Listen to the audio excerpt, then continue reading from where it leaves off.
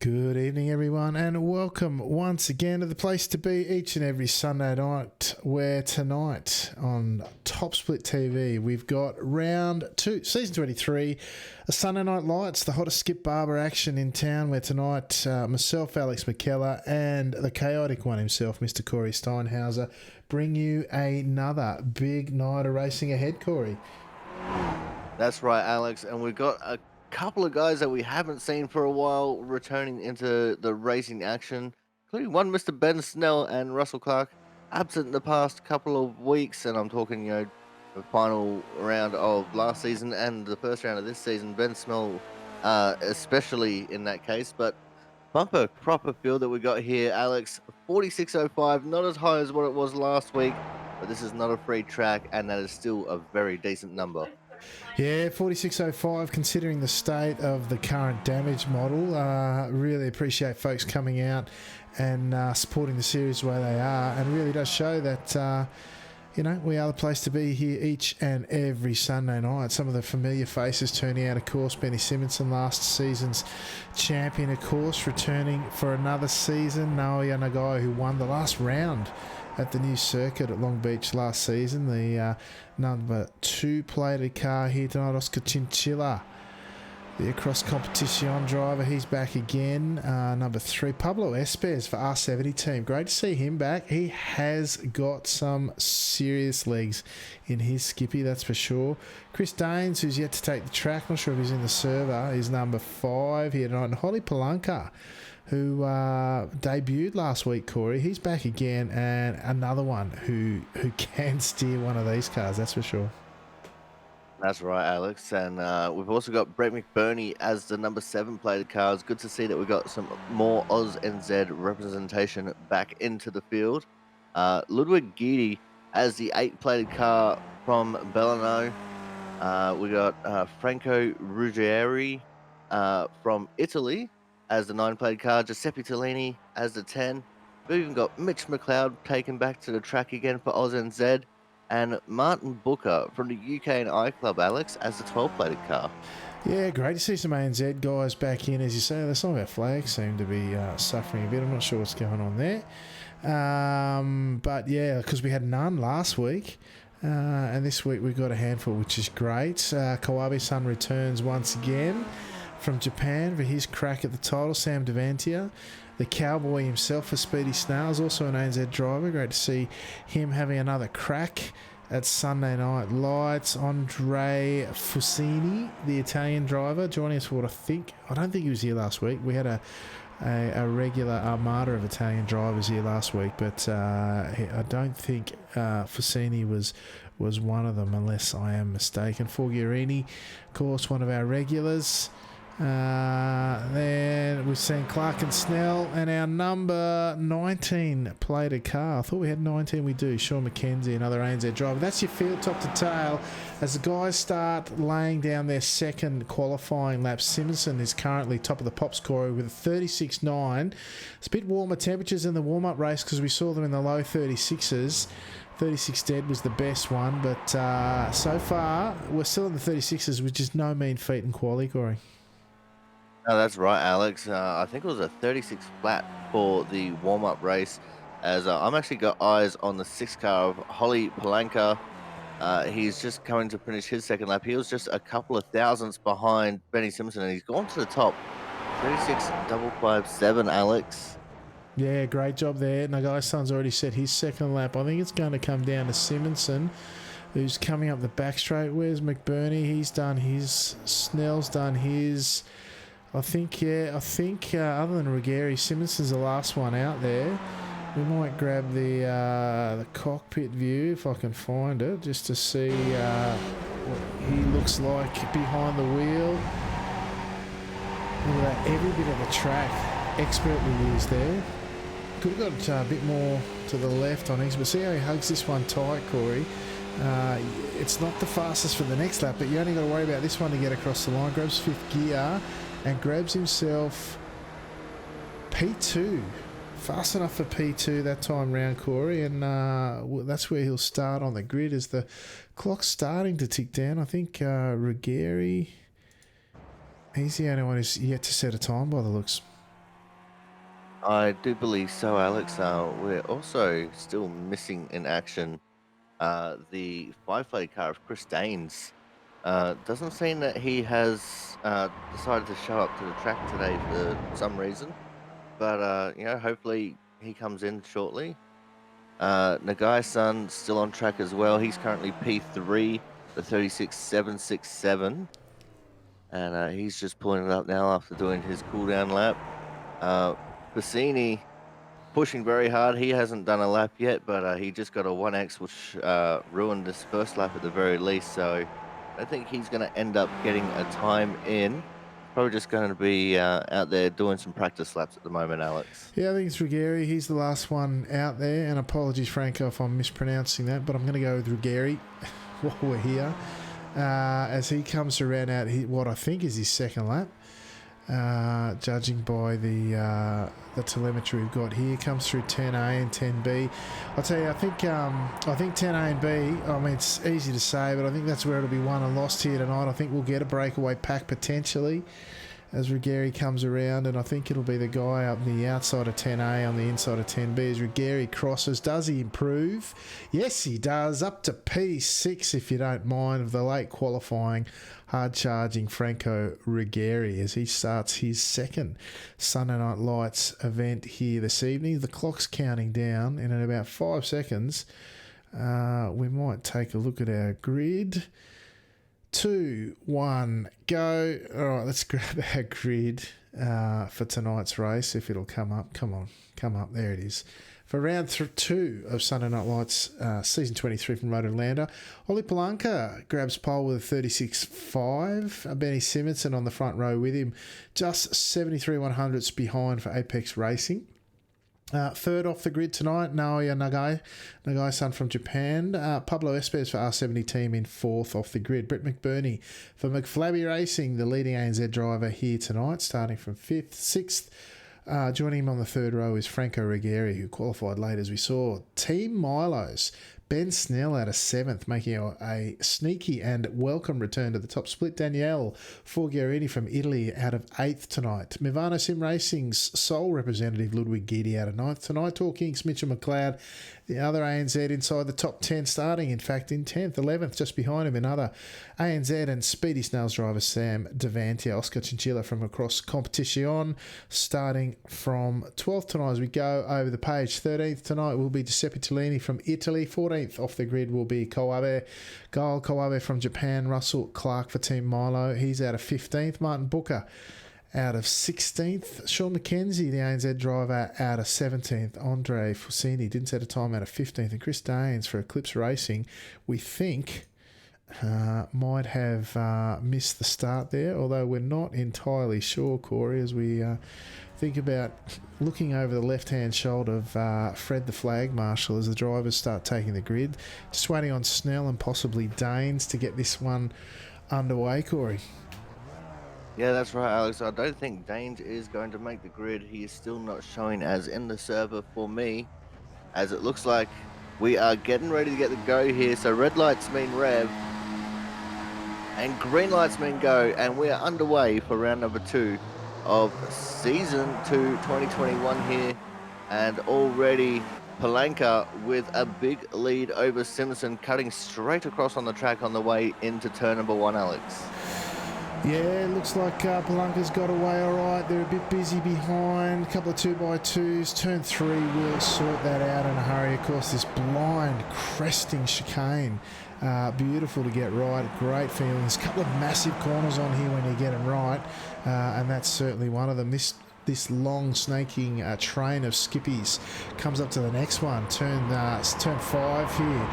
Once the tyres get up to speed, you can take that in 4th gear if you can believe it. Another blind cresting left-hander this time as they come into turn 6 here tonight. Second only to turn 7, which is the most important corner on this track, of course, leading towards the biggest back straight we've seen in a while, Corey. Yeah, that's right, Alex. I mean, this back straight is long enough that you could probably land a light plane on it quite comfortably and take off again.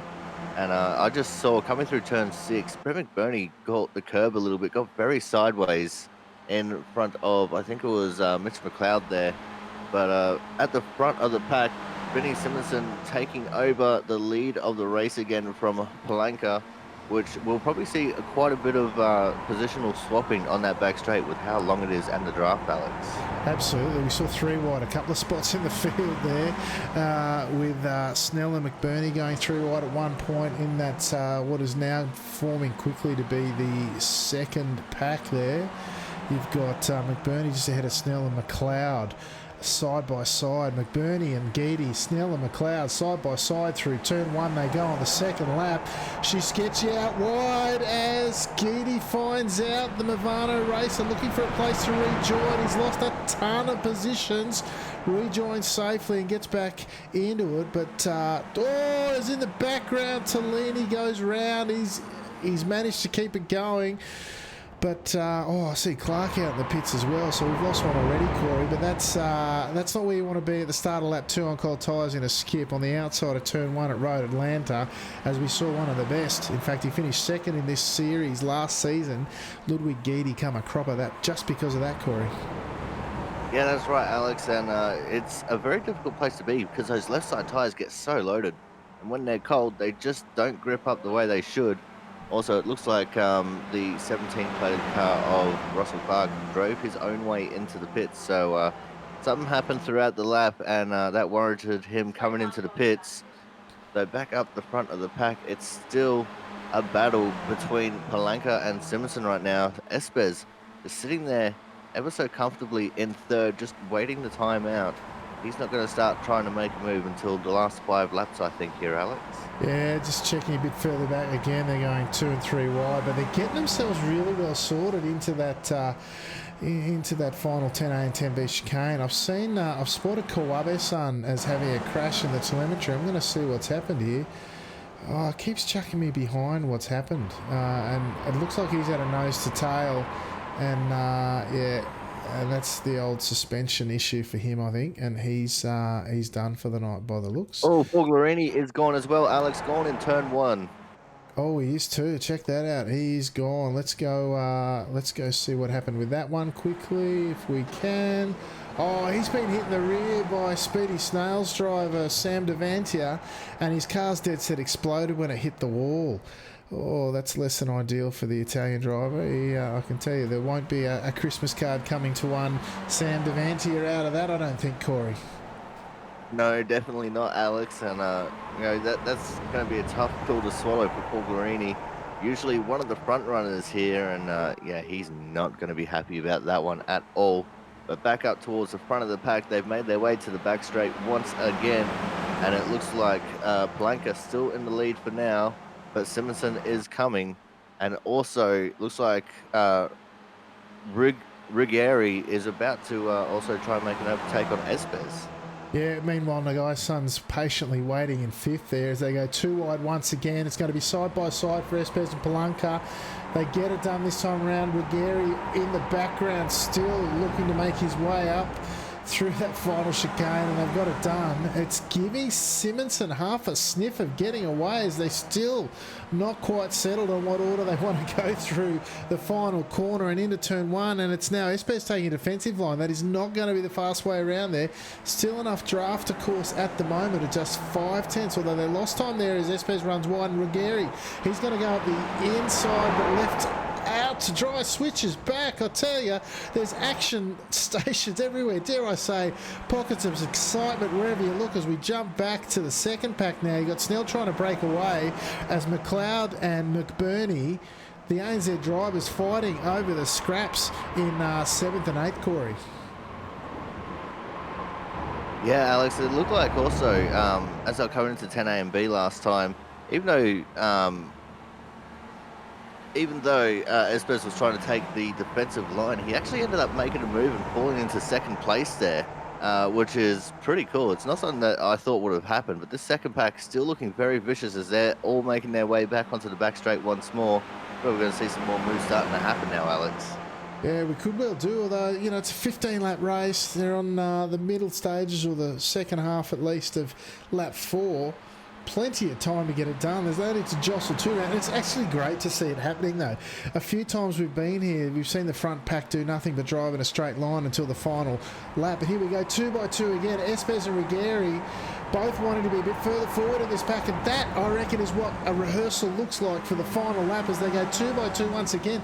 And it's actually the guy on the outside of A that comes through B on the inside that gets the clean run to the line, as you see Ruggieri cross in front of Espes. But what it's cost them this time, because it's not the last lap, is they're nearly a second behind Palanca, and it's Simonson and Palanca head down, bum up, trying to get away, Corey.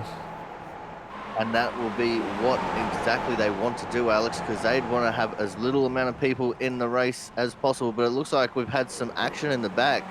The couple of ANZ drivers getting into it with Ben Snell and Mitch McLeod, and I can hear on the radio that one Ben Snell is very not happy, Alex. Oh, it looked like it looked there, if I'm honest, like McLeod came across on him and just put him off the track.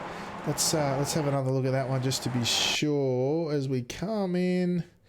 What's this angle? Yeah, you can just see he drifts out across the nose of Snell there and just puts them both off into the dirt. And yeah, that's not a great outcome for 2 of the leading ANZ drivers in this field. Still seemingly able to carry on, but I can see the front of his car hanging on by a thread, so I don't think that's going to go anywhere quickly. Certainly slow down the big back straight here. Speaking of the big back straight, we've got Palanca and Simonson now. They have indeed got a gap. They're out to a second. These guys in the second group now of Espes leading the way from Ruggieri and Nagai. They better get their act together, or these 2 at front, Palanca and Simonson, are going to drive away with it, Corey. That's exactly right, Alex. And all they need to do is continue doing the frog leap over on the back straight. Just keep trading positions with each other, because that's the fastest way that they're going to extend that gap. But in saying that, the gap is only still 1 second to Espes, so there's still that little bit of a sniff of draft keeping him in the action. But it's going to be hard for them to pull that gap back in, even with them having 3 in that second part of this front pack. Well, could I say, my view is that as they're down now to about 8, just a tick under 9/10 is Espes. It's going to bridge the gap if it's anyone in that 3. Nagai-san maybe would have a chance, but Espes has got some serious pace. And look, you can see him bring that gap down. Look at that. He's already down to, it's that 8 tenths, coming under 8 tenths now.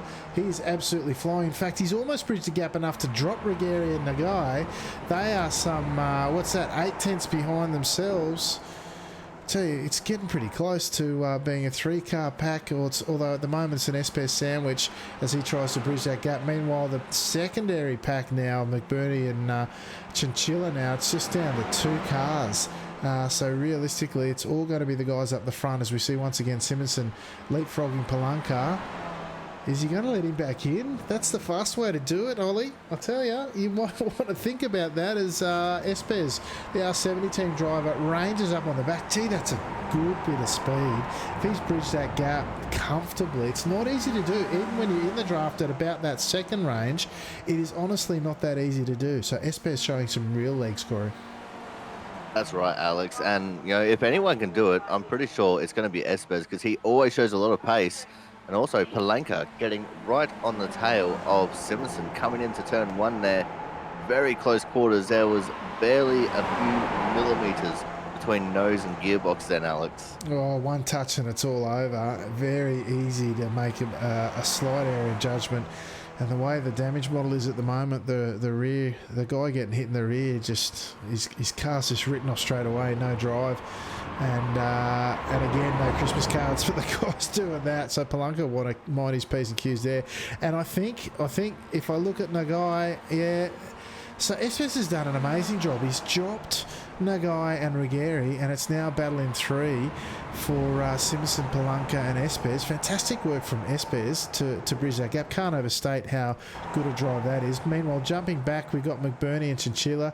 Geedy now recovering. He's on a pack of 3 here with Fassini and Booker tucked in behind him, and not too far behind that, probably in fact in that same pack just is Devantia and Mackenzie. hanging on. The 19-plated cars. There's another change for the lead. Looks to be taking place up front with Palanca slotting in front of Simpson once again. And in the background, Riccieri doing the same to Nagai, Corey. Yeah, and it's just smart driving by Riccieri and Nagai to try and do the leapfrog as well, because that's going to be the only way they're going to be able to catch this front pack right now. They got to work together, basically team racing without them actually being in a team, and try and catch up to these guys. But it's going to be very hard because Simonson just always has so much pace. And saying that, the fastest lap of the race right now does belong to Nagai-san, although that was just taken by Andrea Fassini, who's down in 8th place with a 35.759, Alex. Yeah, decent time around here. Draft assisted, no doubt, but Fassini looks to be having a battle here with Guidi and Booker, so perhaps Guidi gave him a nice tow, as we were describing before, with Devantia and McKenzie just behind. Just behind them, you've got Tellini running a lonely race with Clark. Now, you reckon he pulled into the pits on his own? I'm wondering if he forgot this fuel, Corey. I'm wondering if he got a bit soft in the second split last week. Took it a bit easy and forgot the fuel, but I guess time will tell for Mr. Clark, the boss man for Team Milo. Forgierini, of course, he's been in the pits and come back out, and Kawabe-san similarly, he's come back out of the pits. McLeod is also, I think he's exited stage right, and Dane's never joined us. So we'll jump back up front. Looks like Espes is getting or wanting to get involved. Ruggieri is now, I think he's with inside the second, and we're back to a pack of 5. That's another great drive, Ruggieri and Nagai. They've managed to pull it back in. I reckon Nagai would have been on the front of that. And another one with blinding speed is Nagai. He's been known to qualify sensationally well, so we know he's got 1 lap pace. If he can string a couple of them together, this will be a pack of 5 again in no time, Corey. Indeed it is, Alex, and we've just crossed halfway. We've got 8 laps complete, 7 laps to go in this race, and I think it's about time that we start hedging our bets, Alex. So where do you think our winner is going to come from in this top 5? Wow, look, my money's on Simpson or Espes, but I can't rule out Palanca. I think Simpson's got the experience, the know-how. I think he could do it from first leading or from second. He made a very rare mistake in the warm-up race, did Simonson, and it cost him the win, I think. But I think he will have taken the lesson from there, and my money's on Simonson. I don't know, though. I think the guys in the front 3 now, Simonson, Palanca and Espes, they're going to be the ones fighting for the podium with Ruggieri and Nagai in the mix, but it's going to be one of those 3 for sure. Well, I've got my money hedged on Espes for this one, because I know Espes is a very aggressive driver. He's controlled but aggressive, and that goes to show right now he's just gone from 3rd place. He's going to take the lead coming into 10A and 10B, and what an incredible little move that was. Up the middle of 3 wide, showing us just how much he wants this win, Alex. That's where I've got all my money sitting right now. Here with Espes, yeah, he's got the confidence of youth on his side as well. Certainly happy to make a move. And Palanca, once again, right on the tailpipe of the leader. It's not really helping him because that first straight here is all 5th gear. They drop down into 4th to take turn 1, but because it's so high speed, relatively speaking for the skips, the draft is in full effect, and there's nowhere to go if you're just stuck behind the guy in front. But a pack of 5 is what we've got, led by Espes. We're on to lap 10 of 15, so we're well and truly over the halfway mark, and great to see 5 cars, some of the quickest guys going around, are going to battle this one out, Corey.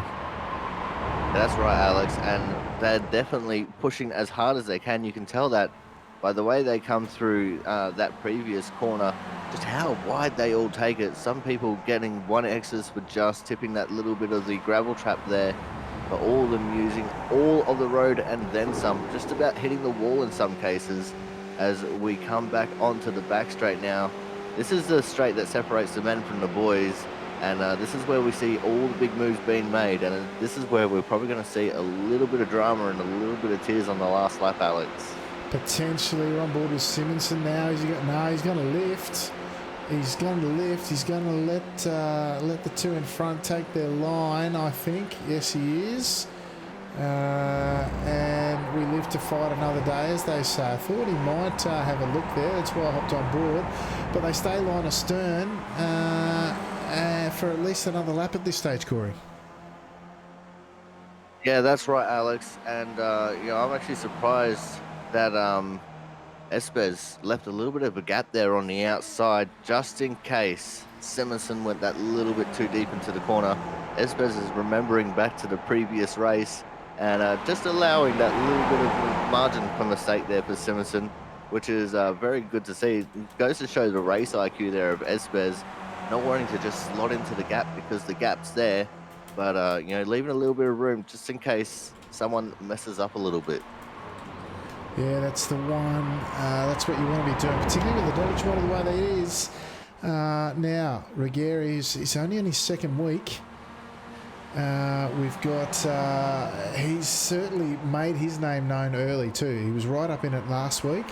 And this week, once again, in the leading pack. And Nagai-san, of course, his second season of Sunday Night Lights, and he is no stranger to being in the front.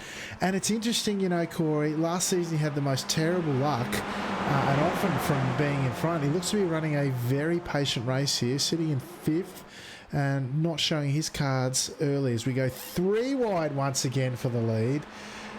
We've got Simonson going around the outside. I wish I'd got the onboard this time because he's going all the way around the long way. They're still going to be 2 wide as they come into 10A. The final chicane, we see Palanca cut back. Oh, Ruggieri's going to go the inside now. 2 by 2 they go. Ruggieri says it's time to go. 5 laps or less remaining. 4 as they cross the line. This time round, they're going to go 2 by 2 through the final corner. There's a dress rehearsal for the final lap. And it was Espes for those playing at home in the dress rehearsal who took it out, Corey.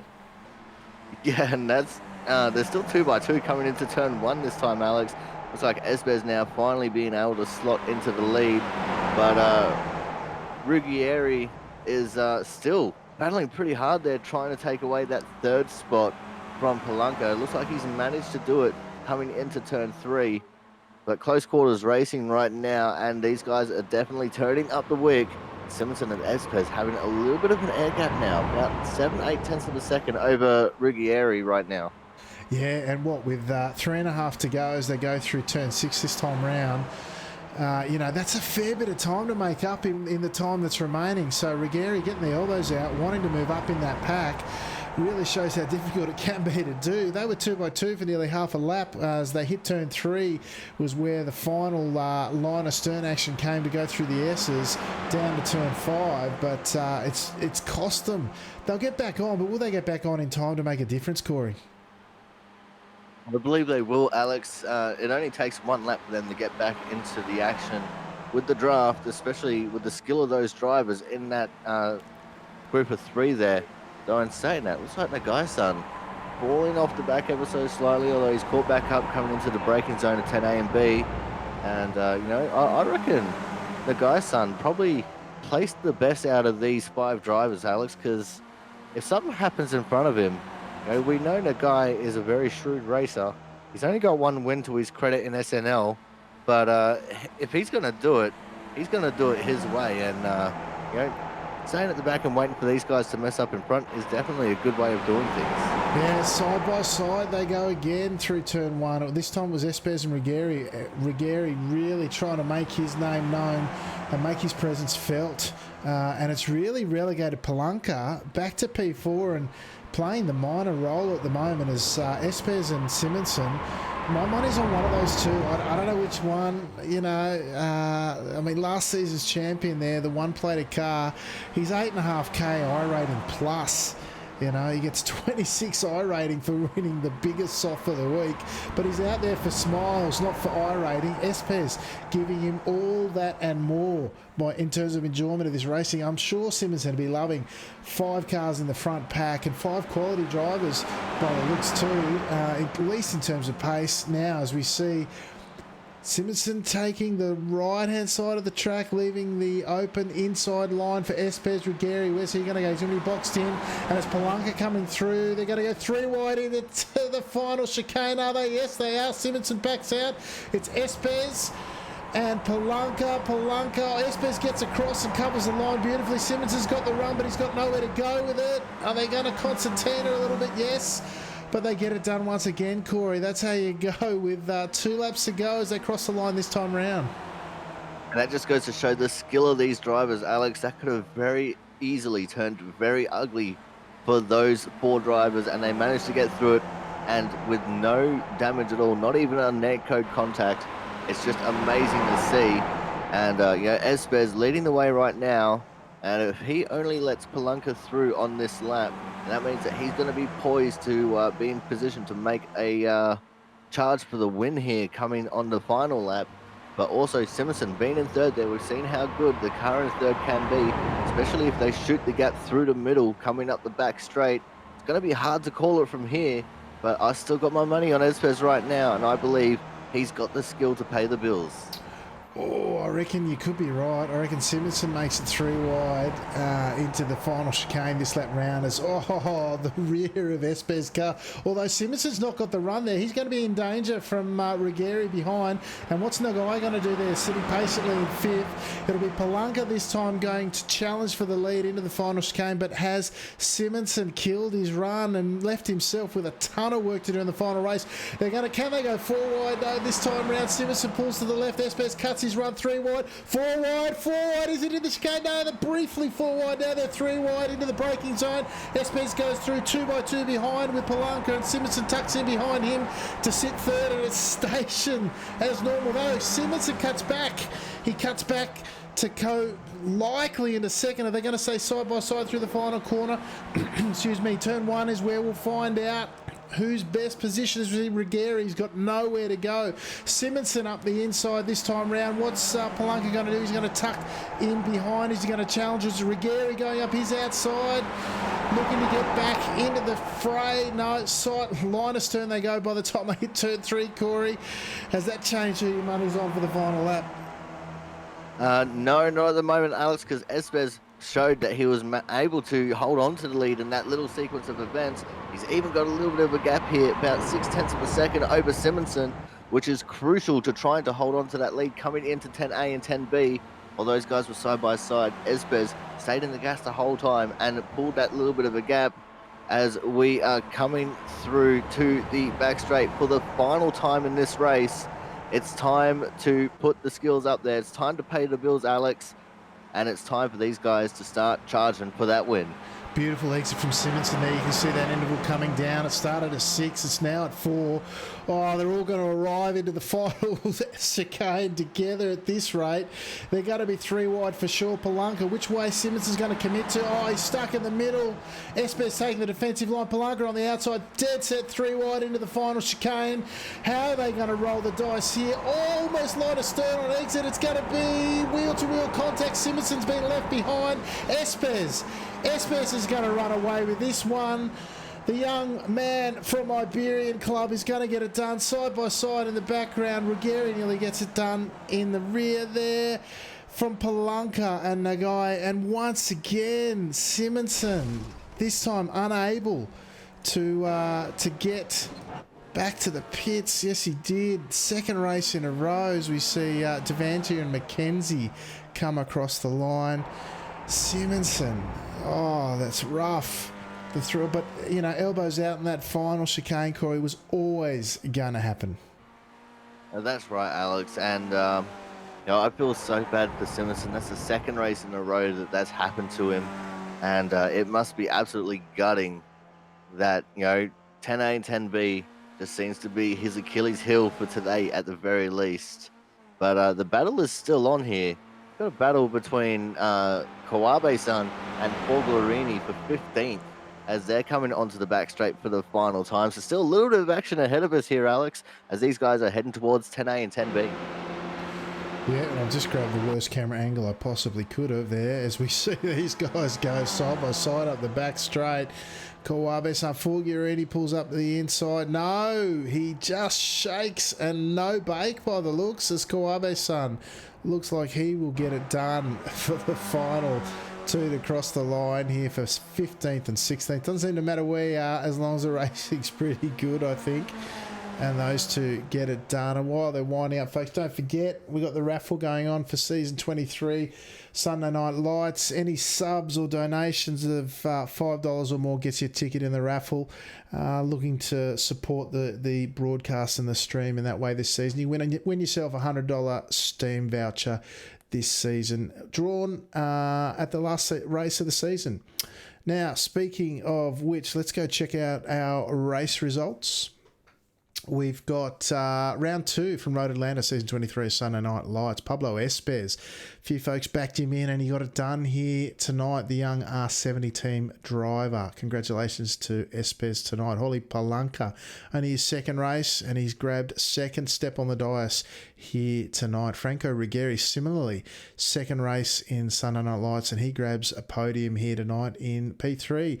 Fourth tonight went to the very patient Naoya Nagai, the Japanese driver, once again in the top 5. Rounding out your top 5 was across competition's Oscar Chinchilla, back with us for this season. Of course, P6, the leading ANZ driver for McFlabby Racing was Brett McBurney. Movano Sim Racing's Ludwig Guidi, after being hung out to dry at turn 1 early on in the race, he's managed to claw his way back to P7. Andre Fussini, the Italian driver, finishing in 8th tonight. Martin Booker in 9th. Sam Devantier for Speedy Snails, he's finished in 10th. Sean McKenzie, the ANZ driver, in 11th. Benny Simonson, the Apex Racing driver, who was in it up to his elbows all night, unfortunately, that final lap incident, finishing him still in the SNL points, but I'm sure not where he wanted to be, down in 12th. Giuseppe Tellini from Italy in 13th, ahead of Team Milo boss man Russell Clark in 14th. Kowabe-san from Japan just beat Daniel Forgarini in 15th and 16th respectively. Team Milo's Ben Snell. Not a happy return to Sunday Night Lights for Snell, down 9 laps after retiring at the behest, so to speak, of Torking's Mitchell McLeod, who once again joined us. Corey, that was not the way those two wanted to finish, that's for sure. No, it's not, Alex, but we've also still got a little bit of spice going on in the driver text channel. Just got my eyes on it at the moment, and there's a little bit of a heated discussion going on right now between Palanca and Simonson. And, that's probably going to be a rivalry that we're going to see blossom here over the next few weeks, especially with the differing opinions that I'm seeing popping up in the chat right now. But at the end of the day, it was still an excellent race by both those drivers. It's just unfortunate that the contact happened and Simonson fell all the way down to 12th. But that's just the way it happens when you're on the last lap here at Road Atlanta, going into 10A and 10B. There's always going to be contact. It's just a matter of where in the pack it's going to be, Alex. Yeah, look, it was interesting. I'm just looking at the replay there. It's hard. They were both sort of arguing over the same piece of real estate, and it's tough. I'd have to have another really good look at it, I think, before I could apportion any blame beyond a racing incident. Maybe if I hop on Rigeri's cockpit, if I can get it in time, we might see from a racer's eye perspective as they come through. Look, it's hard to separate. Look at 3 wide. You could not split them other than the turn-in that they had to make. Rigeri's would have been licking his lips at this point, no doubt. And as they come through that final 10A and 10B, we always said it would be decided there. Simonson cuts back. Oh, it's very tight angle there for Palanca. Simonson left him a car with not much more. Oh, it's a tough one. My book, it probably goes down as a racing incident, and they would argue it out, no doubt. But that's what the racing boys do out there. They put it all on the table, and sometimes, unfortunately, it comes undone. Yeah, that's right, Alex, and that's just the way racing goes. Sometimes, sometimes you bug, sometimes the windshield. But time to move on from that now. Got to look forward towards next week. And we've also got to look forward towards driver interviews, of which I think we've got 2 at the moment. Oh, yeah. Now, hang on. I've got to tee up the replay to have something on in the background. I was too busy worrying about that the action going on at the final chicane. So Let us grab that, and then I'll grab someone that we're going to talk to. Finishing order, though, isn't it? That's our way here. We'll bring up. There we go. The speedy snail himself, Mr. Sam Devantier. Sam, welcome back to Sunday Night Lights and indeed the commentary booth. Not where'd you finish there? 10th tonight, top 10 finish for you. I think you had a bit of a moment there at one point. I think it was with Tellini. Was it Tellini or Forgurini, if I recall? But certainly an action-packed return nonetheless. You with us, Sam? Oh no, is it me or is it him? Corey, you with me? I'm with you. Oh, it's Sam, are Sam. you there, mate? Oh, he's Oh, died. He's died. Oh well, what can we do? The internet will do magic things like that sometime. But we might grab who we do have in the. Oh, look at that photo. That's a perler. Mr. Ben Snell, welcome back to the top split on a Sunday night. Not the way you would have liked to finish, but we were pleased to see you in there nonetheless. Yeah, hello. I was actually surprised to make it in. So with my extremely high I rating right now, but yeah, it was nice to be back in the top split of SNL. What a welcome it was. Yeah, look, we took a look at the exit. It looked like unfortunately Mitch came across you a bit at the end, put you both off into the side, which was a real shame because you've been competitive tonight in the racing that you've done, and certainly I know you and I had a good run during the week. So look, I'm hoping there's more of this in your future anyway. Yeah. I've been spending a little bit more time with the Skippy recently, and I've started to find a bit of pace again, which is nice, and a bit of mojo. But yeah, just a little bit unfortunate. Just me, Brett, and Mitch kind of all tripped over each other's feet at the start there and formed a gap, and then we all went, no, I want to lead. I'm the fast one, and then yeah, things happen, and there's a little bit of netco, a little bit of me cutting in too much, a little bit of Mitch coming out too wide, and it's racing, and it happens. Yeah, exactly right. Well, it happens at all ends of the field because it got pretty close there at the front at the end, I have to tell you. And I'm sure, as Corey was recounting, there were words exchanged amongst folks. But that's what you get with competitive folks out there in a competitive race. And it was a big race here tonight, and certainly great to see you back out there, mate. Can we expect to see you more this season? Yeah. Hopefully, I'll be popping in. I think I need to work on that I rating a little bit. I think I got lucky this week to get in. I was the only car in the 3K range, so everyone was 4K, and then there was me, and then there was one guy that was 2.9. So I think I got lucky to get in. So I need to work on that I rating a little bit, and if not, you might be getting some second split reports off me. That's it. Yeah, there's a few blokes put off by the damage model, of course. So some of the names that we would expect to see are not in there, but it does make room for those willing to roll the dice and get out there and have a good night on track. So great to see you back, mate. Is anyone like to give a shout out to tonight before we let you go? Of course, big shout out to you guys for putting on the broadcast. Even though I haven't been racing, I've still been watching. It's always exciting to watch the Skippy action. And of course, big shout out to Team Milo and Russell says hi. Oh, g'day, Russell. Good to see you as always. Thanks, Ben. Good to talk to you, mate. And we'll hopefully chat to you in the coming weeks. Cheers, mate. Yeah, Corey, one Beast Snell, always a good race to see the Team Milo boys out there, and of course Ben's no exception, and we do enjoy having them out there. It's great to see the ANZ guys back in there, because last week we had our strongest strength of field ever, and what with the damage model and a couple of folks missing out, we didn't have any ANZ drivers in there, but goes to show the appeal and the strength of the Skippy community getting behind us at the same time. So we're always about building it, making it bigger and better anyway. Yeah, well, that's exactly right, Alex. And it's always great to see some local representation from our drivers getting into it.